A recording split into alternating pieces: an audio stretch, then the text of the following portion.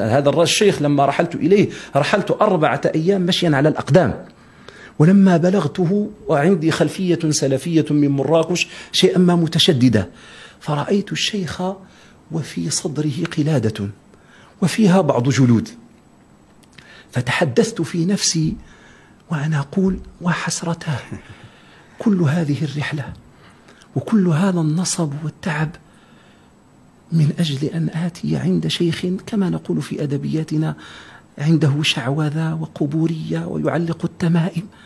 أنا أقول هذا في نفسي وأخذني ضيق. فإذا بالشيخ يقول قربوا اللبن للفاسع، بالحساني يقول قال أعطوه الزريق اللي هو اللبن، قال أعطوه الزريق، فأعطاني. فلما شربت وارتحت قربني إليه قال تعال.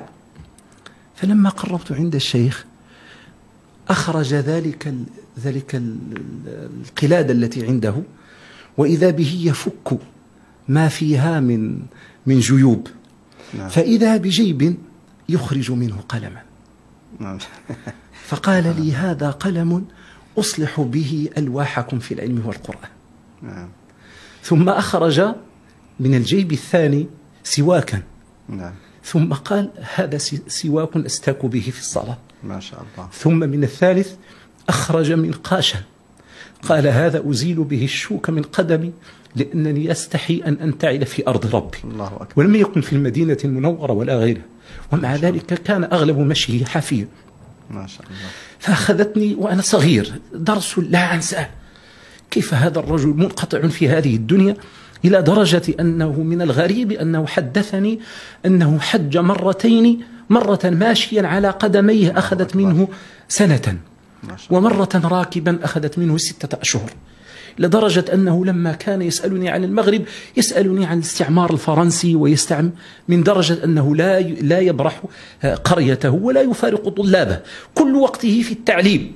هو الذي وبلدته حتى لما كنا عنده هناك والبلدة منقطعة عن الحاضرة وهم بدو الرحل لا يقيمون الجمعة كما هو معروف في المذهب المالكي، كنا ننسى الأيام، فكان هو الذي يعلمنا باليوم وباليوم الجمعة وبدخول الشهور وبالأيام البيض، وهو الذي يؤذن للمواقيت، وهو الذي يقيم، وهو الذي يصلي، وهو الذي يقيم التراويح، فيه كل شيء، وهو الذي يزوج ويطلق.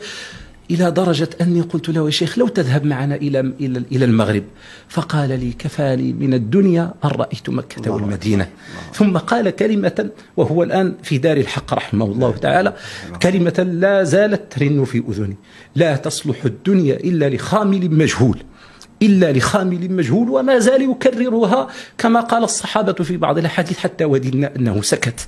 ما شاء الله. فكان آية في الزهد وفي العلم وفي الورع، وكان غريبا ما أذكر، لأنها كان من الواجب أن نستيقظ ليلا من أجل مراجعة العلم وحفظ القرآن، فكنا دائما يعني ننام في 11 تقريبا 12 ونستيقظ في 2 3 ليلا من أجل مراجعة ألواحنا لا أذكر أني رأيت الشيخ استيقظنا إلا والشيخ قائم يصلي ويرتل القرآن.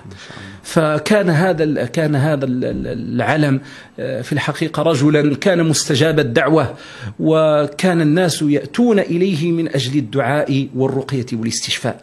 ومن غرائب ما وقع لي عنده أنه جاءت حشرة انتشرت في القرية عنده ما مست أحدا إلا وانتفخ، وتعرف هناك القرية والبادية ليس هناك شيء.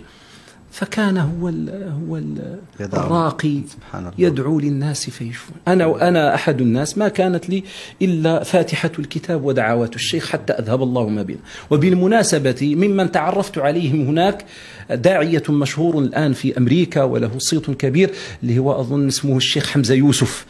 وكان يقيم هناك وجاء أعجميا، وكان لهذه القرية الفضل أو هذه المحضرة عند الشيخ الحاج فحفول السالك وابن عمه الشيخ حدامين الفضل في تعليمه اللغة العربية، وصار الآن ما شاء الله ممن تعتز بهم اللغة العربية من دفاع عنها. ومن جميل ما كان يذكر يقول يعني يكرر كلمة ابن المقفع: لأن أهجى بالعربية أحب إلي من أن أمدح بالأعجمية.